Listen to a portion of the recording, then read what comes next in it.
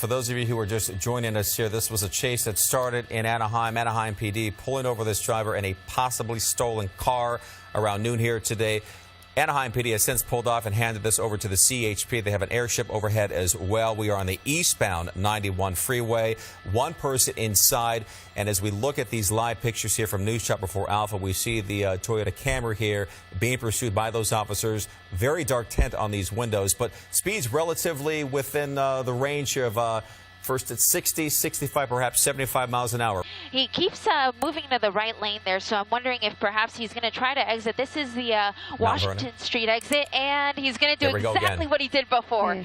Pretended to exit and then just got right back on. And then if he continues on this 215, it will get him up to the 210. And, of course, eventually, the 215 comes to an end. It becomes the 15. That's the freeway that will lead us to Vegas. Hopefully, of course, we won't have to go that far. But for now, continuing here on the northbound 215 in Colton. Yeah, it looks as if CHP has crept up a little bit here in terms of driving. This guy seems to be, you know, again, weaving in and out of traffic, now hugging the that right side of the freeway, which was unlike what we saw on the 91 freeway not too long ago. So perhaps he will try another one of those maneuvers where he attempts to exit the freeway, but then veers right back on. Yeah, and I think his intention with that is he's trying to trick the police. He thinks if I pretend to exit, they're going to follow me, and then I'll just make this move and get back on the freeway, and then it'll give me some room to get ahead. But he's tried it twice, and it hasn't worked. So we'll see if he tries it again. But he continues traveling here on the northbound 215 at approximately 75 miles an hour. He's now in the San Bernardino area, so he will be coming up to that 210 freeway very soon. So we'll see what he does when he gets there. But if he decides to continue on this 215, he won't be able to take it a lot further because it will become the 15, and eventually it'll go through the Cajon Pass. So we'll see what he does there. He's perhaps exiting here. Let's see. Well, he's doing that again. Same thing again. Well, you know, so many different, there's so many vehicles behind him in pursuit now that even if one did follow him, the other three would still be on him. So yeah, it seems 3 or 4. I mean, we've seen a number of units there behind him. So this is his third attempt here to play a game of cat and mouse here with the CHP, but it's not working. The driver appeared to be throwing something out of the window. We haven't seen much action from that driver. Windows are up. They are quite tinted, as we see there.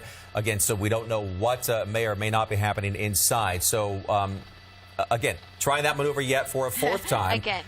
Yeah, so, but we have a number of CHP right behind, so they are sticking with this driver here as he attempts to trick the CHP off of the freeway.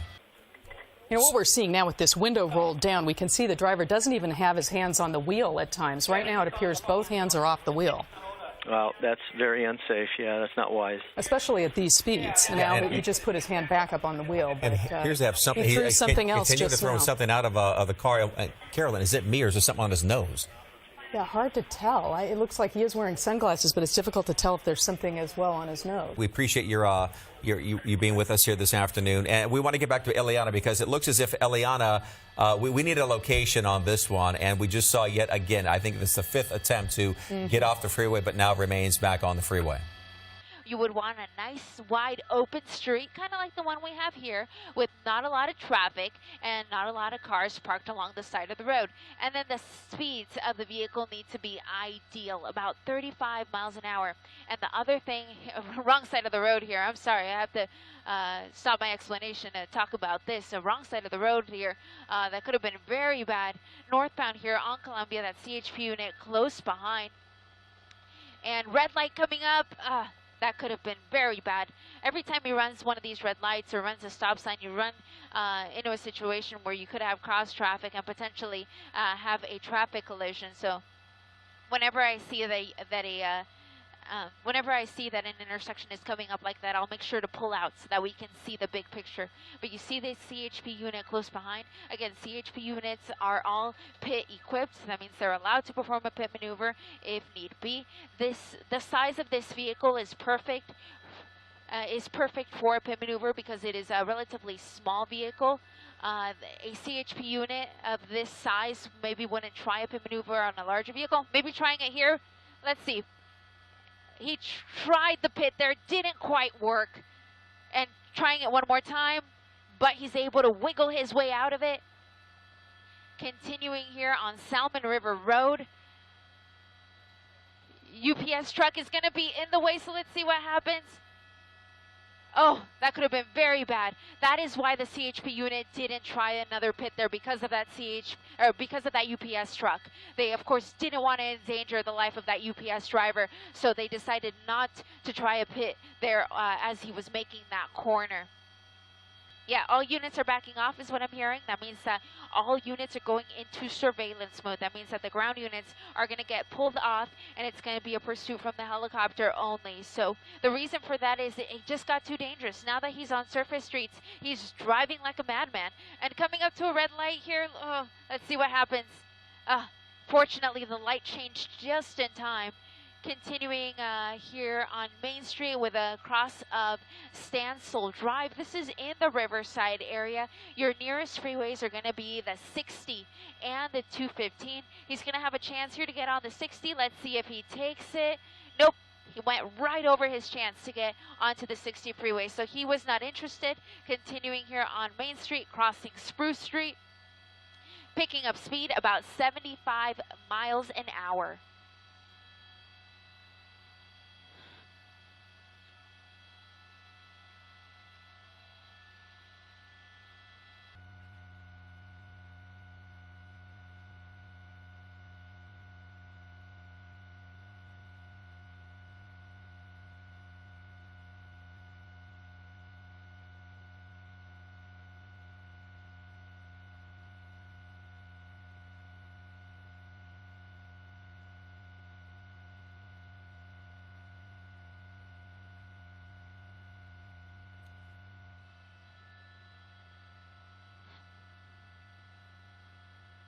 Exiting here, the 60.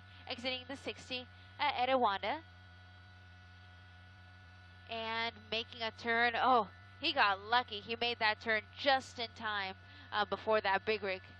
Came up behind him. There's a lot of traffic here. Wrong side of the road here. That's why... Oh, wrong side of the road yet again. Oh, this could be really bad. There's a lot of traffic here in the area. Van Buren and Etiwanda are going to be your streets as he comes under the train tracks here. Wrong side of the road. Oh, man. Can you imagine this guy just driving right at you at the speeds that he's traveling on? So dangerous. About 50 miles an hour here on Van Buren. Again, way across of Etiwanda. He's going to come right next to us, but we'll get him here as we make this... As we make this move. Oh, lots of traffic coming up and at very high speeds. Wrong side of the road. This could be very dangerous here. Van Buren and Etiwanda at about 55 miles an hour in the wrong direction. This is probably one of the worst moves that this guy has made so far in the 2 hours that he's been on this chase.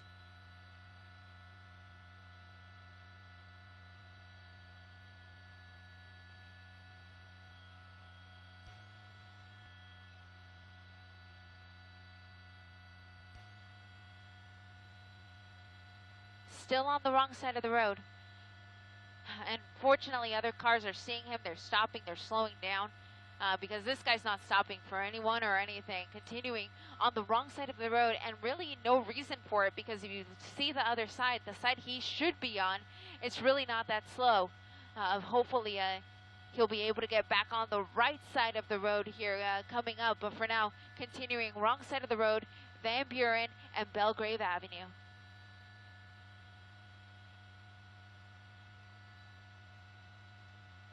I think rural was the word that I was looking for. I couldn't find it. It's a little bit more of a rural area in Mira Loma, very close to the freeway if he decided he wanted to get back on. But here we go, wrong side of the road again. Oh gosh. And absolutely no reason for it. There's no traffic up ahead on Harupa Road. He very well could stay on the right side of the road, but he has been, for some reason, crossing over to the wrong side and coming up to another stop sign here. Of course, he's not going to stop there. And continuing here, Harupa Road, and losing a little bit of control there. He hasn't hit a spike strip during the course of this pursuit. The police department did try to pit him. The California Highway Patrol attempted 2 pits, but neither one of them worked. And after that, that is when the watch commander decided that it was best to go into surveillance mode, which means that no units are going to be directly behind this guy, just the helicopter overhead. And for a time, it seemed like that worked. This guy really did slow his roll, and he even stopped a few times, completely parked. But something just spurred him to continue driving like a madman, and that's basically where we're at right now. Coming up to the slower moving vehicle. This is a one-way road, Harupa Road, near Marlot Road in Marlot Street rather in Mira Loma. So he's going to go past this slower moving car into oncoming traffic, just kind of weaving in and out. I'm just it's seeing this guy, what he's doing, endangering the general public. It's just so frustrating. It really is just so dangerous to see him do that. And the police department already backed off. They said, you know, we don't want to endanger the general public. We're going to back off. We'll just let the helicopter follow this. But this guy simply, he doesn't care. He's continuing on driving very erratically, not necessarily at high speeds right now, but very erratically, running through every stop sign, running every red light. And of course, one of the most dangerous parts was when he was on the wrong side of the road and was traveling at high speeds for someone who was traveling on the wrong side of the road at approximately 55, 60 miles an hour. Back on Etowanda here, or crossing Etowanda rather, fortunately got that yellow light there. Still on Harupa Road, just past Etowanda. Those are going to be your two majors. And let's see what he does here. May just make a U-turn. So it looks like he's going to go back in the direction that he came. He's stopping next to this vehicle. I don't know if he's talking to someone. It looks like he may be talking to someone. It's unclear whether or not this person knows him. I really hope this isn't a situation where he's going to try to hitch a ride with this person. It seems like that person may have just been recording him. And yet makes another turn. So it's unclear what role that person may have played. May have just been a bystander who who was aware of the pursuit and was recording from his or her vehicle, or it could potentially be someone that this person knows. But fortunately, it wasn't a situation where this guy hitched a ride with that person.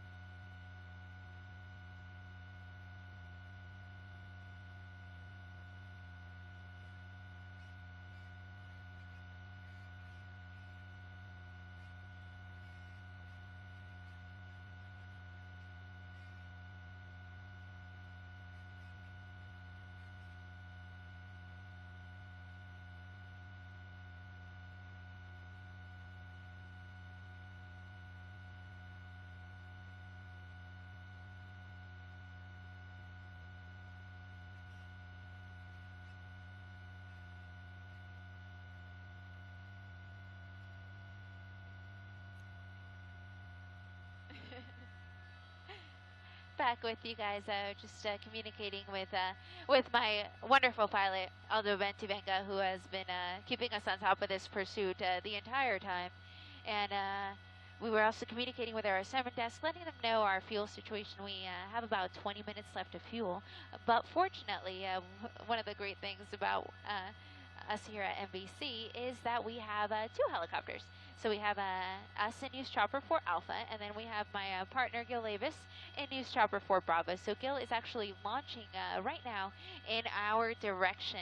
And when he arrives on scene, we will be able to pull off, and he'll be able to continue our coverage of this now 2-hour long pursuit that is still here on Etowanda, coming under the 60 freeway.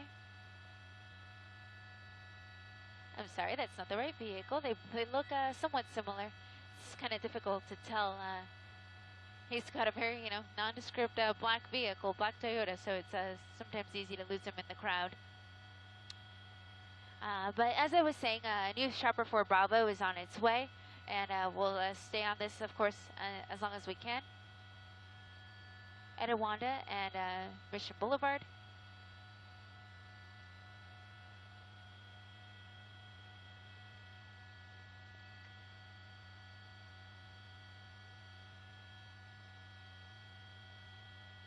He's really slow here. I think this guy's got to be running out of fuel.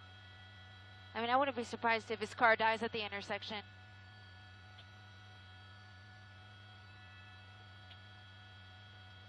Iberia Street and Etiwanda in Glen Avon is where we have him now. U-turning here. They got him. There we go. I think if Etiwanda and Iberia Street, that's Iberia, Iberia Street in Glen Avon. Etiwanda and Iberia.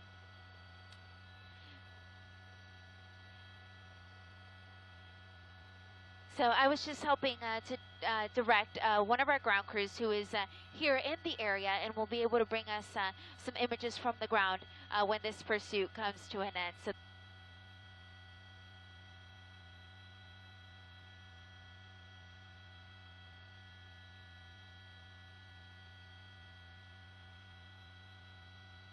okay, coming up to Etiwanda, wrong side of the road. Oh, there was a spike strip. It did not work, and he just missed being hit by that silver vehicle. Wow.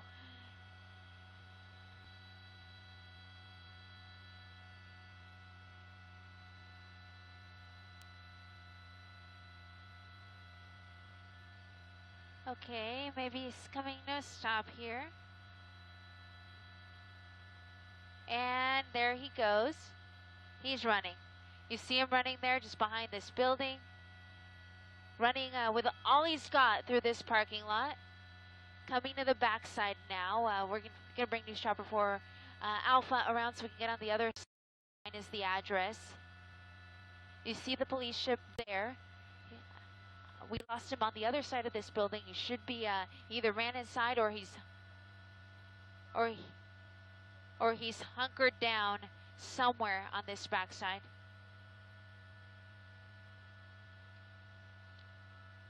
Blue shirt, black pants.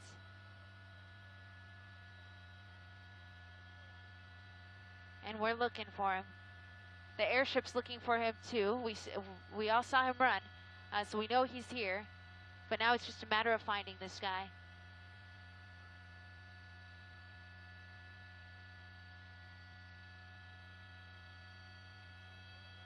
We have just enough to try to... Crime scene, over and over again. Go, go, go. Where are you running from?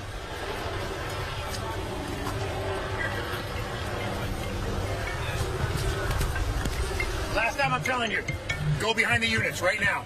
Right now. If I touch you, you're going to jail.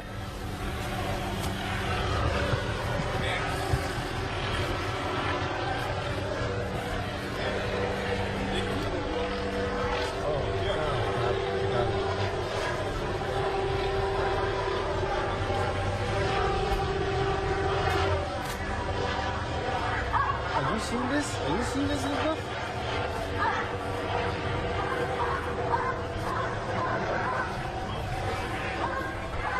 Oh, I was going in right here. I mean, there's no other station right here. Oh. Okay, boss. Okay. Okay, bye. Bye.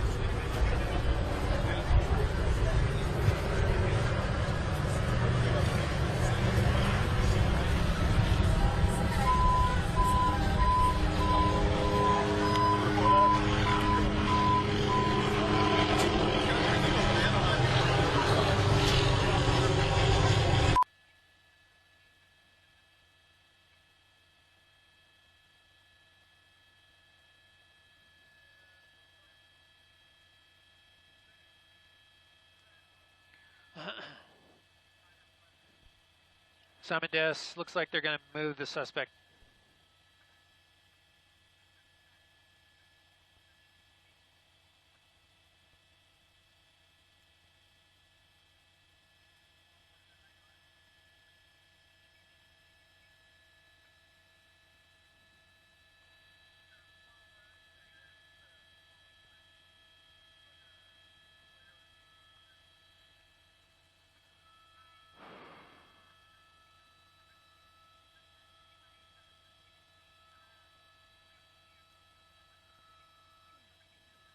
Is there a medical? Is there a RA coming down the street for this guy? No?